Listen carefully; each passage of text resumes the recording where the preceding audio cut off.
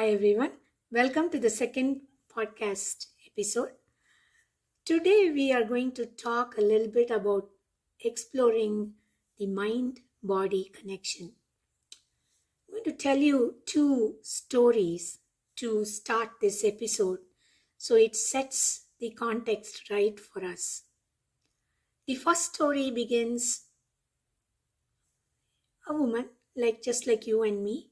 She wakes up early in the morning saying, I have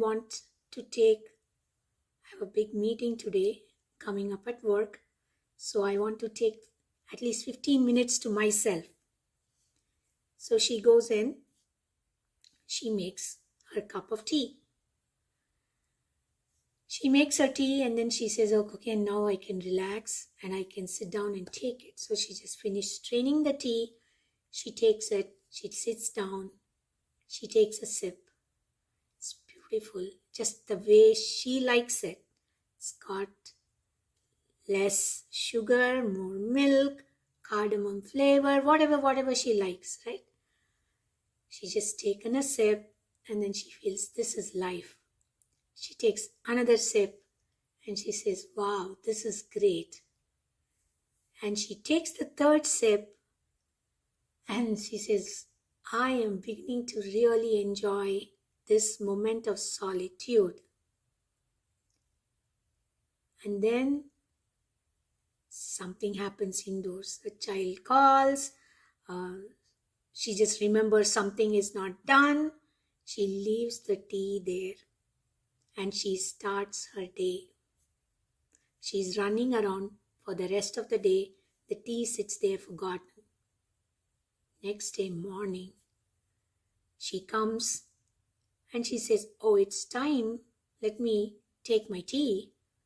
And then she sees the tea there and she feels the guilt. She does not just feel the guilt.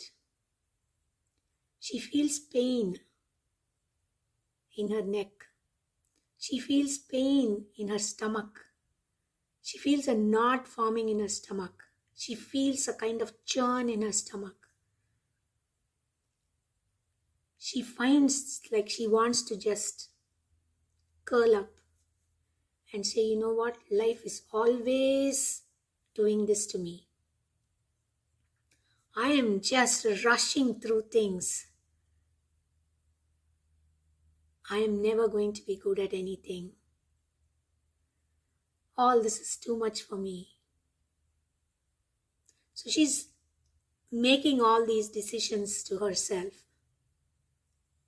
And next time she wants to make an effort to make tea in the morning and take that 5 minutes for herself. She says, what's the point? What's the point? I'm not going to have that 5 minutes. Something is going to interrupt me.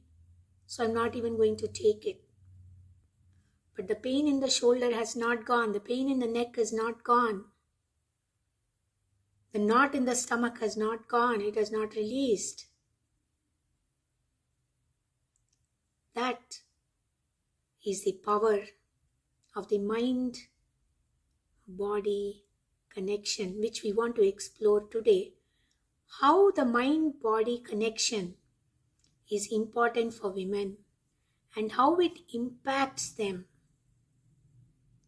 How it impacts your wellness, your potential, and how you form and inform your world that you're creating for yourself.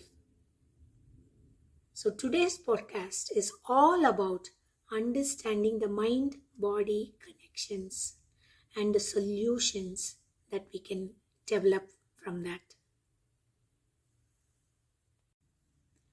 In the story, we learned that the woman, maybe it is me, I created the world. What was the world? That the world does not support me.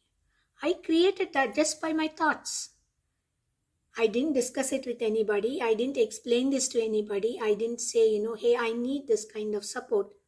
Never. But I just decided for myself.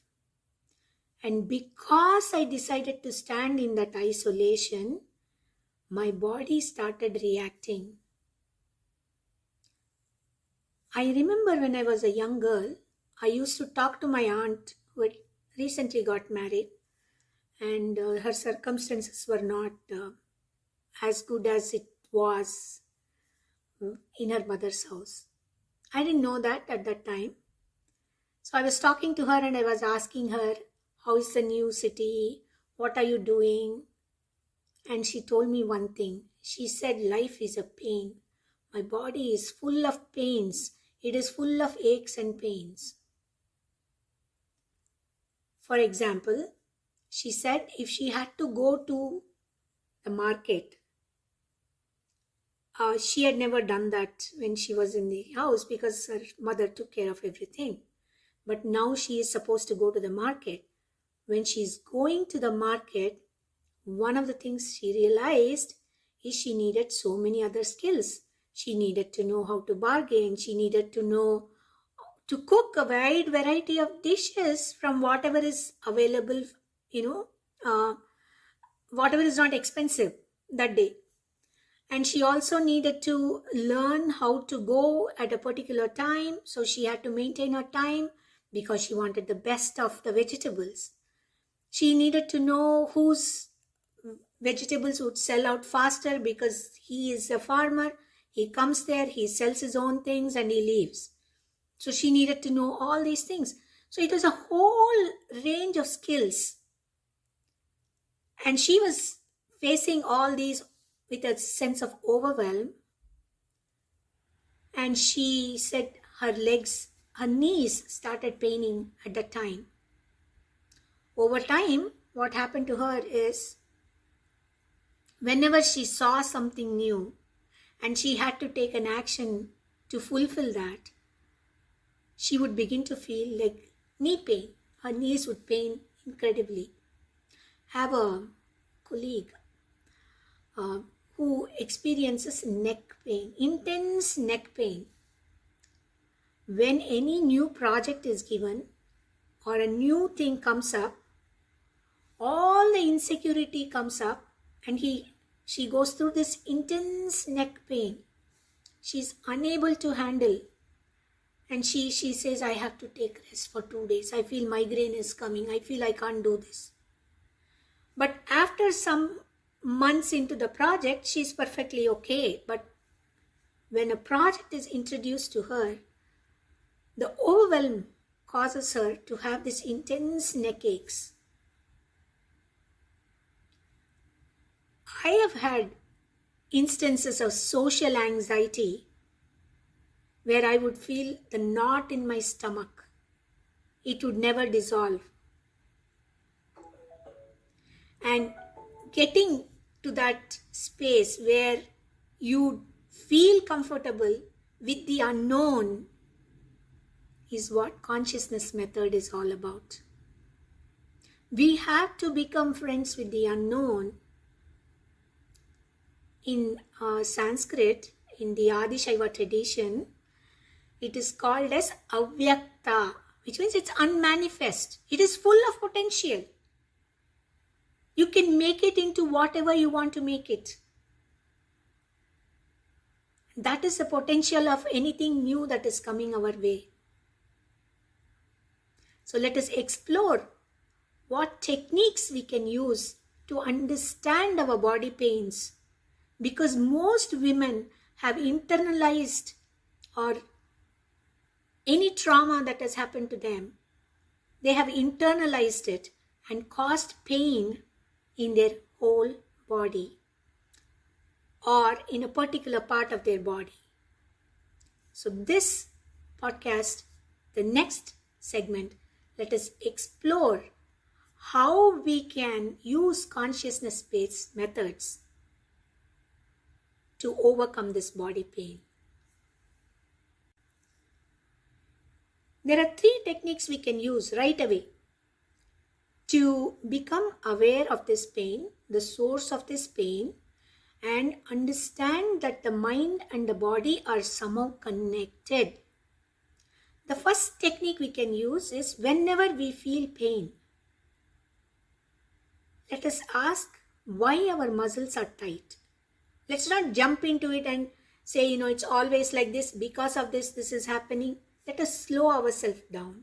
Let us slow down, intensely slow down, and let us say, oh, I am feeling the pain. I'm feeling pain in my neck. I'm feeling the knot in my stomach. I'm feeling pain in my shoulder. My knees are paining. First, acknowledge that this is happening. Second, learn to detach yourself. How do you detach yourself? You decide you're going to be curious. You decide you're going to be that 5-year-old or 6-year-old who is observing somebody who's going through something. What would the child do? The child would just sit and just watch. Or what is happening? What is going through? Be curious. Just be curious. Be watching what is happening in this system. Does it make you want to puke? Does it make you want to do whatever it is going through in your system? Be curious, be observant like a curious child. Third step in this process is to start breathing in. Breathe in deeply and say, now I'm releasing this pain. Now I'm releasing this pain out of this body. Now I'm releasing this pain out of this body. Do that 10 or 15 times. And then stop labeling it as pain. The next 5, 10, 20 breaths,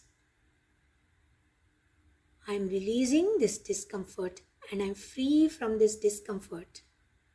I'm releasing this discomfort and I'm free from this discomfort. I am free from this discomfort. I am free from this discomfort. The moment you release it, you do not label it, you do not connect it, you do not grow it, you feel lighter, you feel brighter, you feel like, wow, this was simple. So now your mind might say, oh, this one time you could do it, but you may not be able to do it again and again. You can do it again and again. If you can do it once, you can do it 100 times.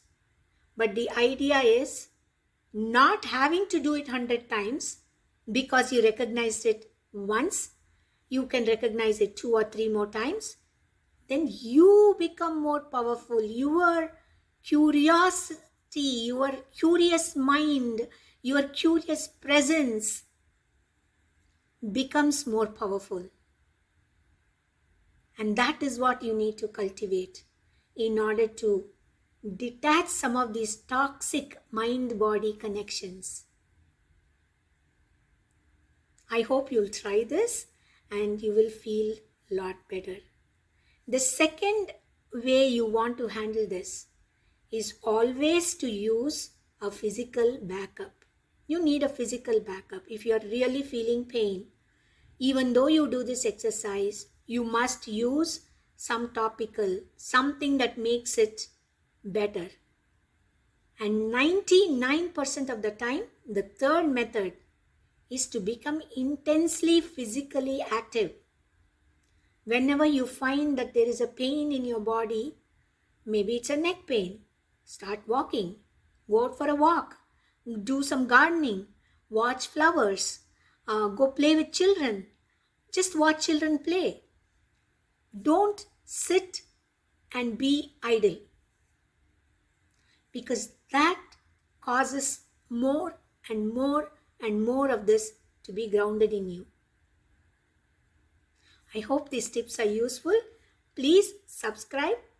Put your questions here and ask me whatever questions you have.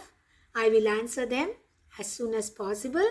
And I'm here to support you in your wellness journey and to help you to become the best you can be. Please subscribe to our channel, share this podcast, and like it and post your comments. I look forward to hearing from you.